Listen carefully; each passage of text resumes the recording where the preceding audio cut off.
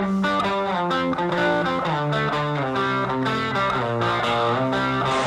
dude! What's up, Wednesday? Solemnly missing Stacy. Alright, so we're going to talk about cross training, and we've touched on it in the past as something else to do. Lifting weights in the wintertime to help you decrease risk of injury in the future. But one thing we've started to be more acutely aware of is when people get injured and they're a runner, they just quit training. It's cross training, huh? I'm injured all the time. We're trying to get Tom on the cross train. I got to get on that train. So I'm guilty. I'm one of those guys that. So why don't you? Let's answer that. When it comes to biking to me was always just something I did with my friends in the summer because that's how we transported. Swimming, something I've always just hated. I've never been a swimmer. Let's just make a big list of things that people can do when injured.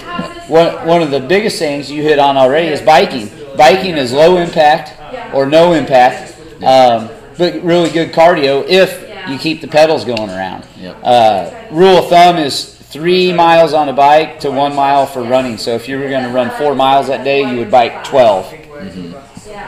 Or what you can do as well is you could bike for the same amount of time. So if 4 miles was going to take you, 40 minutes, you might go bike for 40 minutes. Those are two loose rules of thumb to use when biking. The other thing you have is swimming. Swimming's hard because if you're not a swimmer, then you probably don't have goggles. You can't get in and swim laps, and so it's really hard. But you can run in the pool. She may be a little prettier than Tom and Andy. She looks a lot better than I might not smell as good as them. You aqua jogged this morning. Not this morning. When? In college. How come? Because I hurt myself. I broke my foot. That's what I'm talking about. Because I didn't. Oh, so you didn't just take time off? I didn't just take time off. I aqua jogged. Aqua jog. It was a lot of fun. Did you save your fitness? I mean, were you okay coming back? Yeah. A lot better coming back than if I hadn't done anything. Right. Sweet. Jason Ludwig. And she just got done doing yoga, she said. That's another one. Cross train. Do you know why dumbbells are called dumbbells? Oh, goodness. Dummies. So they have the little flotation belt that you can use to run in place, and any place that has lap swim, they're going to be okay with you hopping in the deep end and running in place.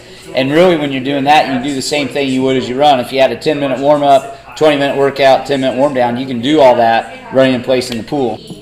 Point being here, there's more than one way to skin a cat when you're talking about cross-training when you're injured. The goal would be that you just get out and do something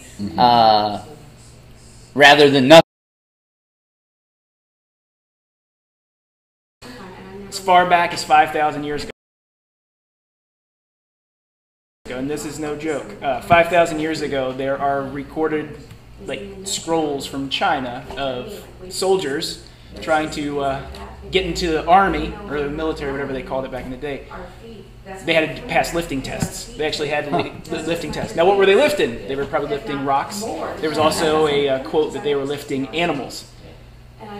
Tigers. Panda bears? I don't know. Probably not Wolverines. You can't be in the army unless you lift a panda bear. Dumbbells. How in the world do we get a name dumbbell? What's up with that? Any ideas?